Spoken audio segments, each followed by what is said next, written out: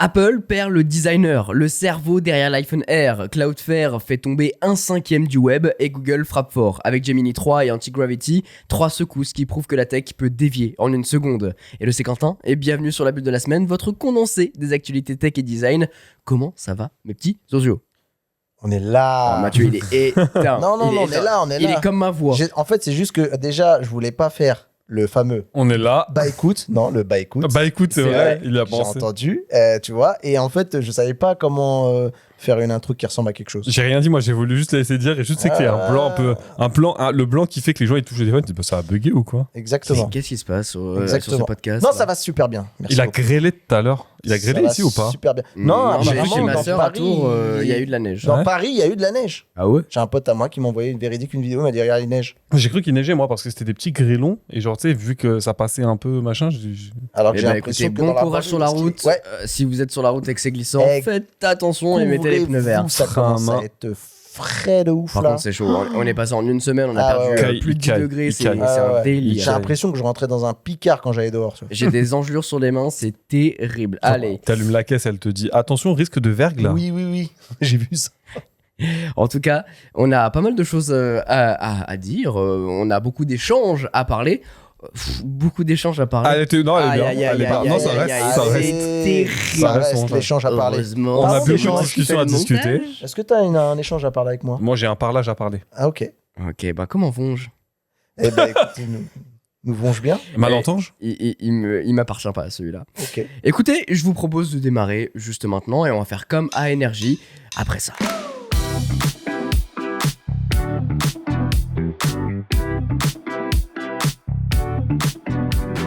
Écoutez, grosse news qui a frappé un petit peu Apple, puisqu'ils perdent le designer derrière l'iPhone Air. Et pas que derrière l'iPhone Air, derrière beaucoup de choses dernièrement. J'ai Dis-moi, vu Mathieu. que c'est un véritable drama ce truc là. Apparemment, c'est.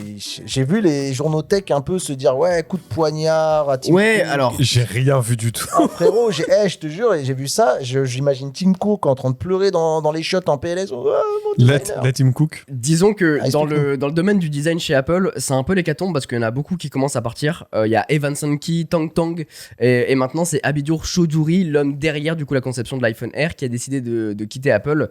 Attends, Chaudhuri. il y a un mec qui s'appelle Tang Tang. Oui. Parce que je connais Tang Frère, mais Tang Tang. T'as un commentaire à faire? Non, il s'appelle Tang Tang, apparemment c'est comme ça qu'il Ok. s'appelle. Ok. Et d'ailleurs, il y avait un employé de chez Apple, je pense que c'était du coup dans les pays asiatiques, qui s'appelait Sam Sung, Oui. et ils ont décidé Ouais. de le renommer. tu la dans connaissais pas, l'entreprise. celle-là? Quoi? Je te jure. Frérot. C'est une dinguerie! Si tu Mais fais oui. une recherche, il y a même sa carte de visite. Non mais Vraiment, attends, il y a le marqué renommer parce que le mec, Samsung. son prénom c'est Sam mais son famille c'est Sung parce Mais qu'il travaille oui. chez Apple. Ouais. Le renommer c'est Mais une Il dinguerie. y a des choses comme ça un peu dingues, même chez Nintendo. Non mais il y a c'est un mec pas qui dingue s'appelle- frérot, c'est full raciste. Comment ça dingue? Ça me fait penser à l'histoire de grinderie dans la mairie avec Mais les Balkany non, là. il s'appelait C'est Samsung, dingue. c'est son blaze, c'est son blaze. Mais ouais, mais pourquoi le C'est renommer? comme chez Nintendo, le mec il s'appelait Bowser. Oui, mais Ouais, ça c'est vrai, aux ils l'ont pas États- aux renommé, c'est États-Unis. marrant. Ah, Le je savais mec pas. s'appelle Le Bowser, directeur le mec. de Il est parti là, Nintendo, mais il s'appelait Bowser. Ouais, son nom de famille c'était Bowser. Excellent. Incroyable. C'était le boss de fin. On fera une émission comme ça. En vrai, ça peut être marrant. Essayer de Trouver les trouver blazes un petites peu, pépites. les bordels. En tout cas, ce fameux Chaudhuri, c'est un ingénieur et un designer qui est monté en puissance au sein d'Apple. Il a commencé en 2019, du coup, dans la division de design, avec de fortes attentes sur l'avenir. On sait, hein, le design chez Apple, c'est un peu la porte d'entrée pour les clients. Les gens voient que ça et reconnaissent que ça. Puis même de manière générale, hein, le monde est dicté par le design et ensuite vient la fonctionnalité. Et d'ailleurs, ça va faire écho au sujet de jeudi, mais j'en dirai pas plus. C'était le successeur de Johnny Ive un peu, non, ce mec-là? Non. Exactement. C'est En ça, fait, hein, il c'est a pour ça un que peu c'est- repris. En fait, pour dégrossir un petit peu, Johnny Ive, c'était le chef de design Oui. chez Apple. Et quand il est parti, il n'y a pas vraiment eu de remplaçant. Il y a eu plusieurs personnes qui sont venues prendre ce rôle-là, mais un peu à l'unisson. Il n'y Ouais. avait pas une grosse tête d'affiche. Et d'ailleurs, on le voit, depuis le départ de Johnny Ive, il n'y a plus vraiment Non. d'intervenants. Sauf cette personne, Chaudhuri, qui même à la dernière, au dernier keynote d'Apple, est apparu pendant le keynote. Présenter l'iPhone Air. justement. Exactement, juste après John Ternus, qui pourrait être le futur CEO d'Apple, mais ça sera pour un autre sujet. Quoi qu'il en soit, ce mec était le cerveau derrière l'iPhone Air, et il était, du coup, je vous le disais, un peu catégorisé comme la star montante chez Apple, et il serait parti, du coup, dans une startup spécialisée dans l'intelligence artificielle. Ce qui fait que chez Apple, ils perdent encore un nouveau designer. Et perdre un designer, bon, on pourrait dire ah bah, qu'est-ce que c'est, qu'est-ce qui se passe, on s'en fout un petit peu, il y a quand même une équipe derrière. Mais c'est aussi perdre une vision, une certaine cohérence. Et on l'a vu depuis le départ de Johnny Ive, il y a beaucoup de cartes qui ont été rebattues. Bon, il y a d'autres personnes qui restent. Je pense à une designer chez Apple qui a travaillé sur le Vision Pro, qui est toujours là.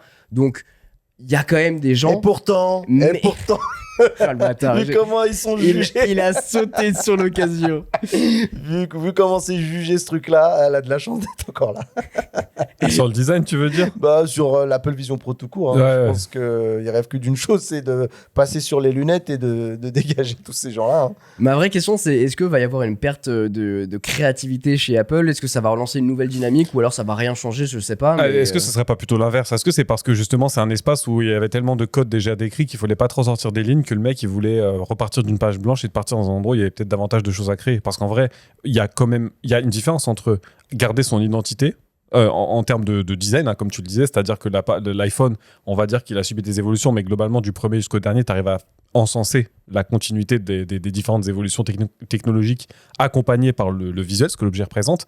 Mais maintenant, qu'est-ce que tu veux faire? Les appareils photo, ils changent à peine de place, c'est un grand écran, donc je sais. Peut-être qu'il va créer autre chose autre part. Alors, ce qui est sûr, c'est que dans ce domaine de l'IA, il y a entre guillemets tout à créer. Là où dans le domaine du smartphone, on arrive à une certaine maturité. Ah bah oui. Ce qui est sûr, c'est que je trouve que depuis ces dernières années, il y a quand même des cartes qui sont vachement rebattues chez les constructeurs. On peut le voir chez Samsung avec les pliants. On peut le voir chez Apple avec le R ou alors avec le Edge. En tout cas, il y a des petites disparités qui commencent à arriver par-ci, par-là. Donc, à voir d'ici les prochaines années s'il y aura une rupture comme on a pu avoir. Il y a de ça à l'iPhone 10. De toute façon, quand tu dézoomes un petit peu, et notamment chez Apple en particulier, quand tu dézoomes, tu sens qu'on a un virage. Tu vois, tu as teasé un peu le départ de Tim Cook qui se murmure de plus en plus. Ça ne veut pas forcément dire que c'est imminent, mais en tout cas, on sent que Apple est déjà dans une démarche de préparer l'après. Et je pense qu'on va vraiment, à un moment ou à un autre, tourner dans pas trop longtemps, tourner une page. Et ça peut être bien de voir une nouvelle tête arriver. Espérons que la tête qui arrive soit un peu moins conservateur, parce qu'on sent aussi qu'il y a un peu une Apple fatigue, un peu comme d'ailleurs du côté de chez Marvel avec les films de super-héros. On sent que les gens, ils continuent à toujours avoir un peu d'appétence pour les produits Apple, parce qu'il y a ce noyau dur de la qualité de fabrication, du statut social encore que ça engrange d'avoir des produits Apple. Et tu sais ce que tu achètes. Voilà, exactement. Mais ça fait plus rêver comme avant, je pense. Mais il y a plein de gens qui sont dans l'attente d'un changement. L'Apple Vision Pro, il essayait d'amener ça. Ça n'a pas totalement transformé le truc. On sait que du côté des lunettes, il y a peut-être des choses à arriver, mais ça peut être bien que ce soit une nouvelle équipe qui arrive à ce moment-là et arrive un petit peu à imprégner un peu de sa patte déjà sur les prochains devices d'Apple. Exactement. Donc, j'ai hâte de voir ce que ça va donner. Peut-être ce prochain nouveau chapitre, surtout que, comme tu te disais, il y a eu beaucoup de refontes ici et là. Est-ce que ça sera le cas sur les nouveaux produits? On verra. L'avenir nous le dira. Alors cette semaine, elle a été quand même aussi marquée par la semaine des annonces des IA. Alors j'ai beaucoup hésité à me dire, est-ce que je prends cette news-là, Gemini, la nouvelle mise à jour? Pourquoi en parler? Parce que c'est juste une énième mise à jour. Il faut savoir que dans le domaine de la tech, souvent, les choses évoluent vite, mais on parle de généralement 2 mois, 1 mois pour les produits qui ont une forte valeur ajoutée. Sur l'IA, c'est pratiquement toutes les semaines que ça bouge tellement vite. Bouge, faut garder la hype. Exactement. Et moi, qui me bouffe beaucoup de chaînes d'IA, je peux te dire que vraiment, les mecs, quand ils font des vidéos, tu as l'impression qu'ils font des breaking news H24. Tu bouffes des chats, toi? Non, je disais des chaînes d'IA. Je sais pas si... pourquoi tu me disais des chats? Parce que quand tu l'as dit rapidement, ça m'a fait penser à ça. Très bien. Eh ben, écoute, c'est une blague qui tombe à l'eau, mais merci beaucoup. Exactement. Ça commence bien. Ça commence bien, effectivement. Non, je disais donc des chaînes d'IA. Et malgré tout, je suis revenu sur cette news parce qu'en fait, il y a un peu de contexte qui est assez incroyable. Et en même temps, sans être un expert du sujet, je sens qu'il y a une très très grosse hype autour de Gemini 3, donc qui est la nouvelle mise à jour version majeure de Google. Et il y a un peu vraiment une attente de zinzin. En fait, apparemment, la hype, elle est réelle. Et pourquoi elle est réelle? C'est que déjà, apparemment, il fait des scores assez historiques. Il a éteint tout le monde dans tous les benchmarks. Et des fois, avec des différences assez nettes sur notamment pas mal de benchmarks. Parce que tu sais, il y a plusieurs benchmarks. Qu'est-ce que tu testes dans les benchmarks? En fait, tu as déjà, par exemple, le benchmark qui est fait par LM Arena. Et LM Arena, c'est quoi le principe? C'est genre, toi, tu vas sur LM Arena, par exemple, tu vas taper un prompt. Et en fait, tu vas avoir 2 IA qui te répondent, mais à l'aveugle. Et c'est toi qui décides de la réponse qui te plaît le plus. Et en fonction de ça, il détermine déjà un benchmark d'utilisateur. Vraiment, en fonction du nombre d'utilisateurs qui a choisi telle ou telle IA, et ça permet de faire un classement. C'est pas un classement genre type scientifique, mais ça permet d'avoir un ressenti sur ce que les utilisateurs attendent des IA, et c'est plutôt intéressant. Ils ont aussi leur benchmark un peu genre la calcul brut sur les temps de réponse, sur la pertinence des réponses, le taux sur d'hallucination, la factualité, le taux d'hallucination et tout ça, etc. etc. Donc, tu as beaucoup de benchmarks. J'en ai un autre, par exemple, à te donner, où là, Gemini 3, il a fait 91,9% de taux de réussite à un benchmark qui s'appelle le GPQA Diamond, qui est littéralement des questions scientifiques de niveau doctorat. Le mec, il a eu 91%, tu vois. Et pour te donner, je crois, une ordre d'idée, ça éteint littéralement la concurrence. Je crois qu'il fait 2 fois mieux que ChatGPT 5.1 qui vient juste de sortir la semaine d'avant. Et alors, je te parlais de performance de benchmark, mais au-delà de cette annonce, il y a quand même tout un contexte de choses très drôles à vous raconter. Il y a vraiment un petit moment chais, comme je les appelle, qui va vous faire rigoler. Il faut savoir qu'au moment où Gemini 3 est annoncé, il faut savoir que juste genre quelques heures avant, tu as Elon Musk qui sort donc une nouvelle version de Grok, qui est Grok 4.1. Et d'ailleurs, je suis persuadé que si je vous demande, en fait, vous aviez même pas vu passer l'annonce. Absolument pas. Pas du tout. Déjà, tout simplement parce que Google, il a complètement éteint Grok 4.1. Et il faut savoir que Grok... Google avec Gemini 3 ou Google le moteur de recherche? Google Gemini 3 a éteint l'IA d'Elon Musk, donc Grok 4.1. Et il faut savoir que c'est vraiment douloureux parce qu'au moment où Grok annonce Grok 4.1, Grok passe premier dans les benches. C'était devenu la meilleure IA du moment, vraiment. Et genre, quelques heures après, t'as Google qui dit « Bonjour, je pose ça ici. » Bon. Et là, il éteint tout. Il éteint tout. Pour vous dire à quel point ça a fait un séisme de zinzin. Donc déjà, bizarrement, Elon Musk, il s'est éteint aussi. Il a dit non. Il a rien dit. Non, parlons pas. Il a même pas parlé. C'est une réalité qu'il a fui, je pense. Et pour te dire aussi à quel point c'est vraiment un moment majeur, il faut savoir que même Sam Altman, il a pris la parole sur X pour féliciter Google pour son IA, à tel point que, à quel point l'IA est vraiment ultra performante. Il y a aussi également une stat qui tue. C'est un test qui s'appelle Arc AGI 2, qui est donc un espèce de bench où on essaie justement de voir un peu ce que serait l'AGI, la fameuse AGI. Et surtout, ce qui est très très important à savoir avec ce benchmark, c'est qu'il n'est pas basé sur genre on a bourré une IA de données qu'elle a apprises par cœur et du coup on essaie de voir comment elle recrache ces données-là, si c'est pertinent, s'il n'y a pas les taux d'hallucination, etc. Là, on est sur des raisonnements de visuels abstraits, ce qui est très dur pour les IA. C'est genre, on te donne une série de pixels et tu dois un peu deviner c'est quoi la suite. Donc, c'est pas basé sur du par cœur et on est sur du raisonnement. C'est-à-dire que nous, actuellement, là, ça y est, Gemini est disponible partout, mais vraiment partout. Du coup, Google l'a mis en dispo pour les gens qui sont sur du payant et aussi sur du gratuit. Mais quand je te dis partout, c'est partout. C'est sur le moteur de recherche, c'est sur les Gmail Gemini, et tout ça. même sur les mobiles, etc. Nous, sur le moteur de recherche, on l'a pas encore parce qu'on est le seul pays au monde à ne pas avoir d'accord encore avec Google. Du coup, on a encore l'ancien moteur de recherche. On a encore la manière de surfer comme classique, on le faisait avant. Ouais. Si tu vas juste à côté, en Italie, par exemple, si tu fais une recherche Google, tu vas voir que c'est pas pareil. C'est devenu un petit peu vraiment comme ChatGPT, c'est-à-dire tu fais une recherche, il te fait des résumés directement. Ouais, Brave, il l'a aussi en France. Exactement, mais nous, en France, on boude pour l'instant. Donc, pour l'instant, on est un peu à l'ancienne. Mais pour te revenir sur ce que je te disais, du coup, il y a une version donc Deep Thinking, qui est le raisonnement profond qui arrive. Et c'est ce fameux benchmark où là, Gemini 3, il a atteint 45,1% aussi en termes de performance. Et c'est aussi le double de ce que fait GPT 5.1. Je te laisse imaginer OpenAI qui annonce quand même 5.1. Ils essaient de sortir d'une période de turbulence où en fait le lancement de GPT-5 il n'a pas du tout fonctionné normalement. Les gens ont été très mécontents. Catastrophique, ouais, et puis les gens ont été très mécontents du ton qu'il avait, etc. Il y a vraiment des trucs... même des résultats, le fait de devoir en permanence lui redemander la même information. Exactement. Et il faut savoir que là, du coup, tu vois, c'est un sacré coup dur pour OpenAI. Et je vais expliquer aussi pourquoi ça va avoir des répercussions qui pourraient être vraiment, vraiment assez dingues. Il faut savoir que pour l'instant, ce fameux deep thinking, donc raisonnement profond de Google, il est seulement disponible pour le moment pour ceux qui sont à l'abonnement Google AI Ultra à $200, mais qu'ils ont annoncé déjà qu'il va très vite après arriver sur les gens comme moi qui payent un abonnement à 20 balles et puis après peut-être essayer de le faire redescendre. Pour le moment, nous, on a la version 2.5 en attendant que tout ça arrive.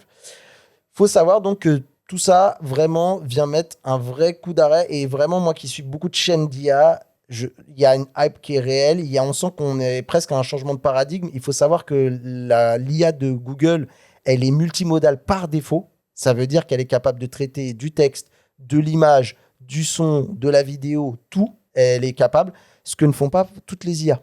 Et donc ça lui donne vraiment aussi, ça lui donne une ampleur encore plus grande par rapport à cette annonce. Et tu peux lui donner un lien YouTube, il va enfin la lire ou... Non, ça sort toujours pas. Mais ça, je pense que c'est lié au problème plus de YouTube et des restrictions de copyright plutôt que des technos. Les technos, ils peuvent le faire en vérité. Maintenant, il le fait. Et je vais même aller plus loin. Tu peux faire une vidéo où tu écris un truc à la main sur un papier et il va savoir te le lire. C'est-à-dire que là, il a même la reconnaissance manuscrite des caractères.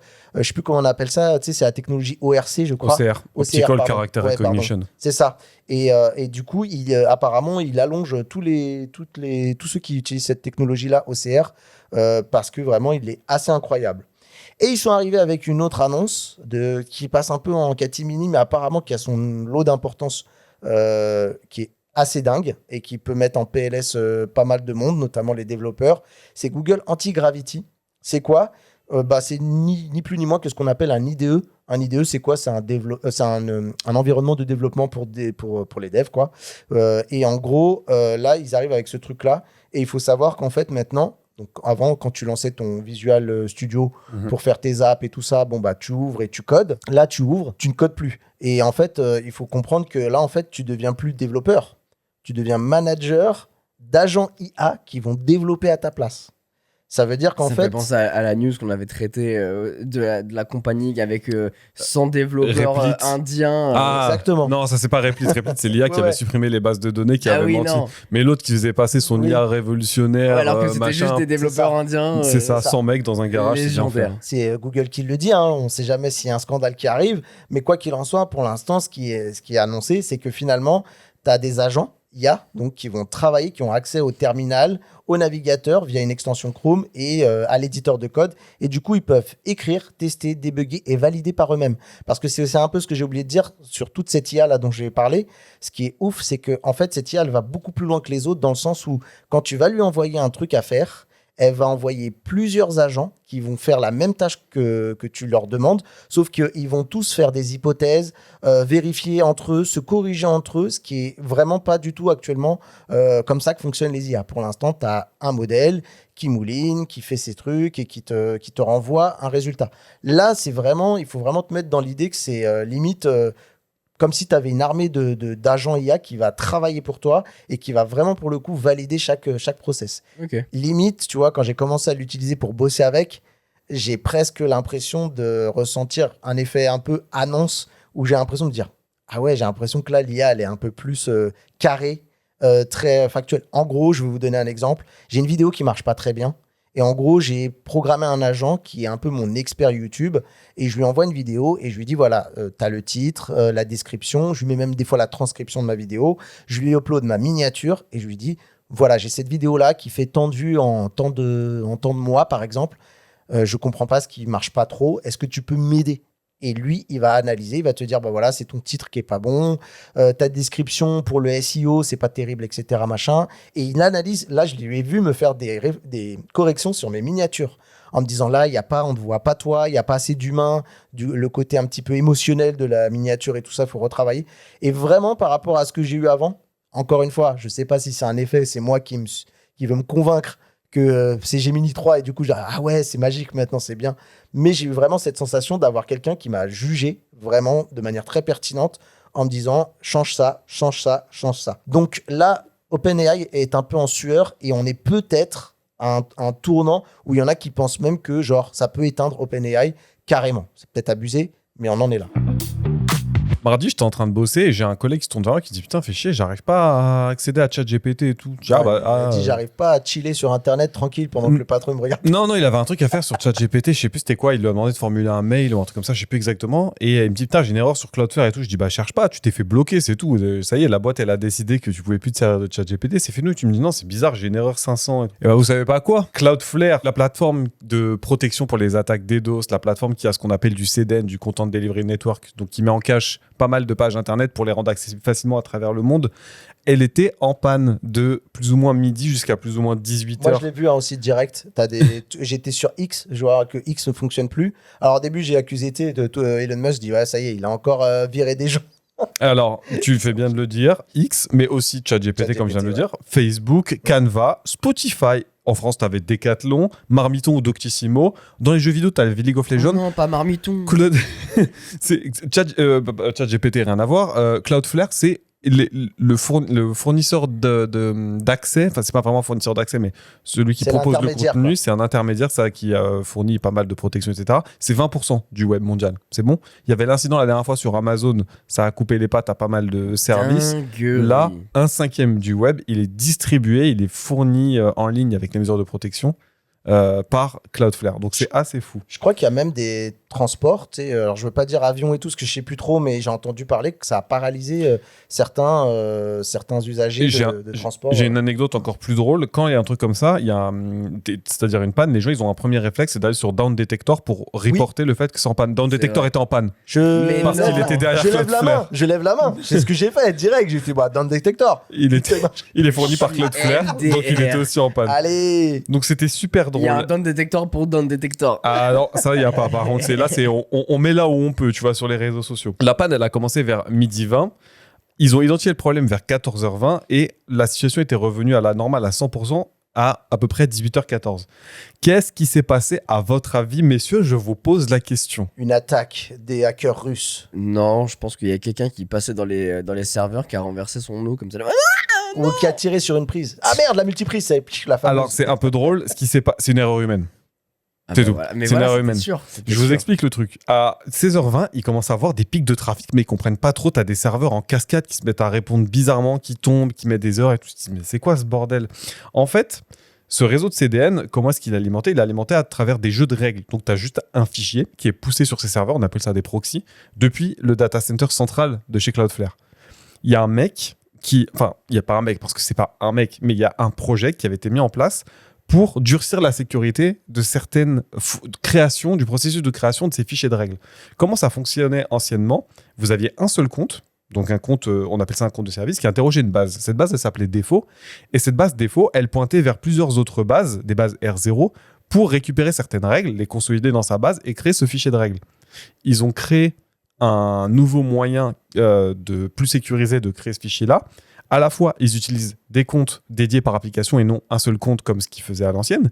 Et en plus, ils n'avaient plus besoin de parler à la base défaut pour se faire rediriger. Ils parlaient directement aux bases R0. Problème, vous allez le voir arriver, c'est qu'ils ont oublié de supprimer dans la création de la règle le fait qu'il fallait plus interroger la base défaut, et si tu l'interrogeais, qu'il fallait filtrer les infos avant de créer. C'est pas ça, c'est qu'il y avait le double des données. Il y avait les entrées en x2 qui étaient mises. Ça a gonflé en fait de ouf. Ça a gonflé de ouf. Le fichier, la taille du fichier, elle faisait x2. Ouais. Quand ils ont appliqué cette règle-là, ce nouveau processus, c'est mis dispo sur le data center central, et ça a commencé à se répliquer sur les serveurs. Sauf que quand les serveurs ils ont reçu un fichier de règles qui faisait 2 fois plus de taille, ils se sont dit le fichier il est trop gros, enfin il est très gros, il fait pas cette taille là d'habitude, et il n'a pas l'allocation nécessaire en mémoire. Vous savez, pour protéger certains processus et pour pas qu'il y ait trop d'utilisation de ressources, ça fasse tomber le serveur, il compare la mémoire qu'il lui a allouée à la mémoire qu'il a besoin de lui allouer. Là il s'est dit il y a une erreur 500. Erreur 500, c'est-à-dire que je coupe le service, erreur interne.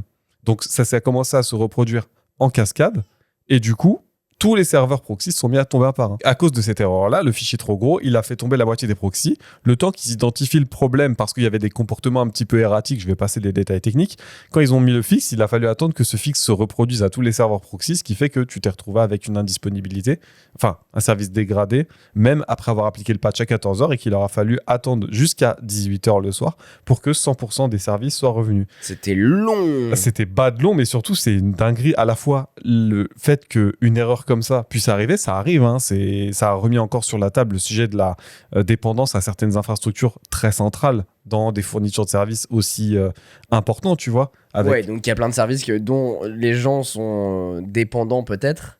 Il n'y avait pas accès. Enfin, qui les sont mecs chez un fournisseur unique. Spotify par exemple. Mais c'est ça, mais je veux dire, au-delà de ça, les services critiques, tu sais, je sais pas si demain tu te rends compte qu'il y a une API qui est exposée qui gère les services de, je sais pas, de la RATP, potentiellement, t'as tout Paris qui sera bloqué dans les transports, tu vois, ça va être terrible.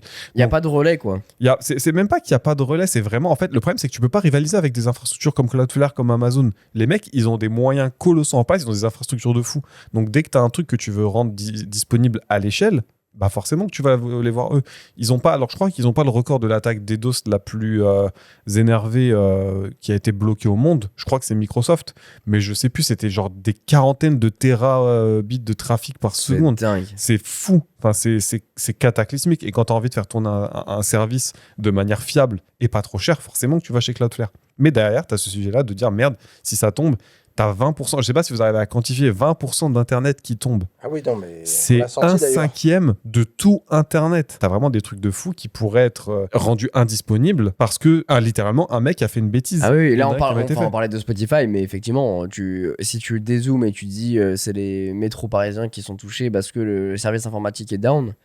C'est terrible. Et Mathieu, il parlait des avions, c'est pareil. Et si t'as pas mis ce qu'on appelle le plan de continuité d'activité, plan de reprise d'activité, bah mon pote, tu vas vers des problématiques très casse-pieds, tu vas vers des remboursements, tu vas potentiellement vers des risques humains, parce que tu as des plans d'analyse de risque qui sont quantifiés avec des pertes humaines, c'est-à-dire si le service n'est pas accessible, combien est-ce qu'on tolère, entre guillemets, de pertes. Donc voilà, c'était un petit peu, je voulais donner des petits insights, parce que je suis certain que de manière directe ou indirecte, il y a des gens qui se sont dit, c'est bizarre. Qu'est-ce qui se passe? J'ai entendu parler d'un problème mardi et tout. Les insights, c'est ça, c'est juste...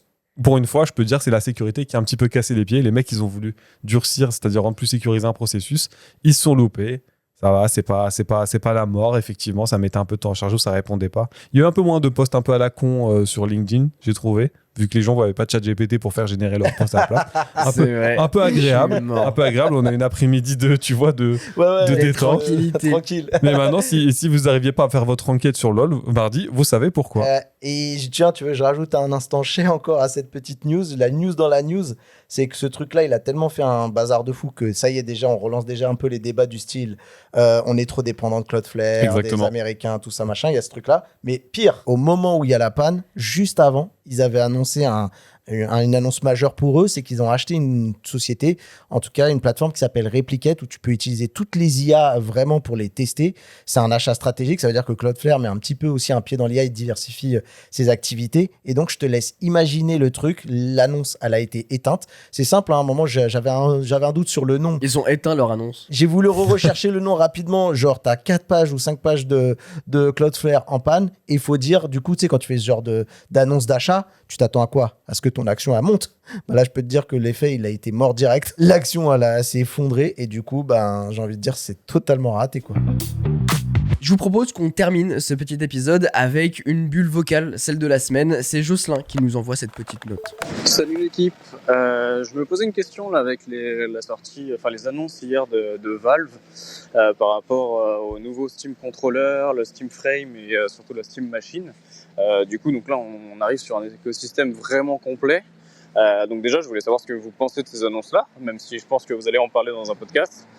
Et savoir du coup, pour un joueur PC, qu'est-ce qui est à votre sens le mieux entre par exemple la Xbox Rogue Ally X qui vient de sortir ou du coup un Steam Deck peut-être nouvelle génération qui sera annoncé aussi ou même celui actuel et voilà, donc je voulais avoir votre avis là-dessus et puis merci en tout cas pour tout ce que vous faites, c'est super cool les analyses etc. Voilà. Merci Jocelyn. Je crois qu'on a répondu précisément à sa question dans l'épisode qui est assez sorti fou. après sa question. Après, il y a le coup avec la roguelike, c'est intéressant. Justement, on va y venir, mais en tout cas, il y a une partie de la question qui Oui. est répondue dans l'épisode précédent de la semaine dernière, donc je vous invite à aller l'écouter si vous voulez, où Valve met un grand coup dans ce domaine du jeu vidéo. Les gars, vous êtes plus experts dans cet univers PC, vous voulez répondre quoi, Jocelyn ? La première question qu'il a posée, c'est le pragmatisme quand tu viens du PC. Je pense que déjà, si tu es un joueur qui vient depuis Steam, parce que Steam, ça existe depuis les années 2000, hein, c'est vraiment les grands-pères au fond du truc, ils avaient déjà un compte Steam. Voilà, moi, le mien, il a 15 ans, j'en connais qui ont des 20 ans de compte Steam. Bah, t'as accès à ta bibliothéque déjà. Donc, ça veut dire que tu peux acheter une console littéralement où tu as déjà tes jeux, ce qui est plutôt cool. C'est vrai que ça, c'est bien. En termes, par contre, d'achat qui a du sens, et je pense si tu as déjà un PC, c'est dur de basculer sur une Steam Machine parce qu'en fait tu pourrais très bien prendre ton PC, le brancher sur la télé, démarrer Steam en big picture avec une manette Xbox ou même la manette Steam que tu aurais acheté à côté et tu aurais quasiment la même expérience. Je pense avoir ça comme peut-être un achat complémentaire si tu as envie d'avoir un écosystème où tu n'es pas dépendant des consoles comme Microsoft avec sa Xbox ou de Sony avec la PlayStation. Pour avoir une machine complémentaire un peu familiale dans le salon, tu vois. Ça veut dire tu veux donner accès à tes enfants ou à ton épouse et en plus partager ta bibliothèque, tu as le partage familial et tout. Franchement, ça aurait grave du sens. Après l'épisode, j'y ai beaucoup réfléchi, surtout à la remarque que vous m'avez faite en mode mais putain, mais Quentin, genre t'es vraiment the cible pour cette console. Ah ouais, Et grave. tu sais, sur le coup, j'étais en mode bah pas du tout, qu'est-ce que tu racontes? Et après, ça m'a travaillé, surtout quand j'ai édité le podcast et tout, je me suis dit mais c'est vrai qu'en fait, c'est un peu moins la cible de ce bordel de trucs. Ouais, c'est les gens qui sont un peu, réticents à passer sur PC, mais qui ont quand même envie de pouvoir jouer sans payer un abonnement, d'avoir accès aux promos Steam et tout. Moi, je te dis, Steam, leur force, c'est l'écosystème, c'est le développement qu'il y a derrière de la plateforme. On testera ça. Ouais. Mathieu. Concernant justement cette question entre la roguelike versus la Steam Machine, j'ai envie Qui est de une dire très bonne aussi- question. Hein. Exactement. C'est une question qui se pose complètement et j'ai envie de dire que malheureusement, pour offrir la réponse la plus précise, il faudrait qu'on ait un petit peu le profil type de Jocelyn, même s'il a dit qu'il était joueur PC. Mais est-ce qu'il est seulement joueur PC ou est-ce qu'il est potentiellement geek aussi, etc. Par exemple, je dis ça parce qu'il ne retrouvera pas peut-être forcément ses petits avec Windows dessus. Et si par exemple la Rogue XLI qui veut emmener avec lui, ça peut devenir quasiment son PC à emporter partout avec soi. C'est pas vraiment le cas encore avec Steam Machine où là, par exemple, tu vas plus faire office de pionnier qui rentre dans un écosystème qui va accompagner l'évolution de Valve sur le développement qui est prometteur. Hein, je vous le rappelle, moi j'ai vu pas mal de choses passer et notamment tu sais que je me suis intéressé au Steam Frame et on a eu d'ailleurs des nouveautés, notamment l'arrivée des APK qui seront compatibles avec le Steam Frame, donc fatalement avec la Steam Machine. Pour rappel, les APK c'est quoi? C'est littéralement s'offrir tout le Play Store d'Android. Tout Android. Tout Android. Ça veut dire que tu vas pouvoir récupérer toutes tes applis Android. Mais il y a quand même des choses qui peuvent faire tourner des applications Windows, mais c'est pas exactement Windows. Donc, en vrai, pour un mec qui est attaché à Windows vraiment et qui veut retrouver tous ses petits, bah, c'est quand même un choix qui est à faire. Ce qui est la force et la faiblesse de la Steam Deck actuellement, c'est-à-dire que Windows, t'as tout Windows. Pour certains, c'est un problème parce que c'est pas un OS qui est fait pour jouer, c'est un OS de bureau. Quoi. Par contre, du coup, si t'as des jeux compétitifs, bah ça tourne. Vu que c'est du noyau Windows, à l'heure actuelle, je rappelle, les anti-cheats sont pas supportés nativement par Linux sur la plupart des jeux. Vous avez un site sur Internet, j'ai plus le nom, mais qui permet de vous faire référencer ce qui est jouable maintenant sur Linux, notamment Counter-Strike. Bah, c'est logique, c'est développé par Valve, donc ils ont refait l'anti-cheat. Mais si vous jouez à du Warzone, du Battlefield 6, ce genre de truc, faut pas espérer y aller. Je crois qu'il y a une mise à jour sur la ROG Ally X qui va arriver justement, qui apporterait beaucoup de neuf et qui qui va contrer un petit peu cet aspect cette image relou de Windows un peu trop présent. Mais c'est ce qu'on dit, hein, c'est vraiment deux acteurs qui font exactement le même chemin, mais à l'envers. C'est-à-dire que Steam va tout faire pour devenir un peu une plateforme qui va un peu aller au-delà du jeu avec l'arrivée de toutes ces applications qui vont pouvoir être compatibles. Et moi, je suis persuadé qu'à un moment ou à un autre, tu pourrais genre avoir, je vais te dire un peu une connerie, mais genre Photoshop disponible sur Steam. Ça, je suis prêt à arriver qu'ils vont aller là-dessus, DaVinci Resolve, etc. Et tu as Windows qui, elle, est vraiment la plateforme un petit peu genre fourre-tout dans le sens où elle est pour le gaming, mais aussi en même temps, c'est un PC pour la productivité qui, elle, va essayer de se muter pour être vraiment arrivé en tout tout cas à cloisonner une expérience gaming qui se rapproche plus d'une expérience console et donc d'avoir les perfs à la hauteur de ce que propose par exemple un Steam. Et je pense que ça va un peu plus loin. Windows aujourd'hui voit que les gens commencent à avoir plus tendance à partir sur du macOS. Linux, ça commence à faire du sens avec toutes les problématiques qu'il peut y avoir avec Windows, notamment les mises à jour, etc. Et Steam, ils veulent sortir du « je ne fais que du PC ». On est déjà sur PC. Donc le moyen, c'est de tendre la carotte en disant on a du matériel dédié qui fonctionne bien. On va aller attaquer le marché de la console. On a des produits qui ont du sens. Maintenant, il faut qu'on les amène vers notre plateforme. Comment on les amène? En leur proposant du matériel clé en main qui permet d'y aller. Donc, pour Jocelyn, je te dirais que ça répond un peu à l'ensemble des problématiques et des gens qui nous écoutent en fonction de ce que vous voulez jouer. Le Steam Deck, comme on l'a teasé pendant l'épisode, que je vous invite à écouter, on est en droit de se demander s'il n'y a pas une nouvelle version qui serait potentiellement dans les bacs avec notamment un SoC, donc un processeur de chez Qualcomm sur du ARM, comme ce qui est proposé dans le frame. Ça serait incroyable. Là, ce serait vraiment la révolution dans la révolution parce que niveau perf et niveau autonomie, ce serait juste indétrônable s'ils arrivent à le faire. Donc, je pense que ça. On en ça fera une arrivera. actu. On est prêt. Vous vous doutez bien qu'on est. Il y a des pièces de puzzle qui vont bientôt les planètes s'alignent. Ouais, ils vont s'assembler quoi. En tout cas, comme Jocelyn, n'hésitez pas à utiliser la bulle vocale qui est en description de l'épisode pour enregistrer vos questions et réagir aux sujets qu'on aborde, ou même des sujets que vous voulez qu'on aborde. On sera dispo pour répondre à vos questions. N'oubliez pas de soutenir le podcast en laissant vos petites étoiles sur notre profil, ça nous ferait super plaisir et ça nous aide aussi à nous faire découvrir. Et si vous pensiez avoir tout entendu, préparez-vous, dans le sujet de la semaine, on repart sur les flops les plus chers de la tech. Ces innovations qui rêvaient trop grand, qui avaient tout pour exploser et qui ont fini par s'écrouler sous leurs propres ambitions. On va découvrir pourquoi même les visions les plus brillantes peuvent parfois virer à la catastrophe. Le 1 était très très cool. L'épisode 1, il avait été beaucoup apprécié. Moi, j'adore les histoires de trucs qui ont flop ou qui avaient peut-être juste raison, mais trop tôt. Exactement. Et là, on a essayé de chercher un petit peu plus deep sur des trucs un peu cool. Donc, on va aborder tout ça jeudi. Ça arrive fort. Merci les sociaux. À très vite. Ciao.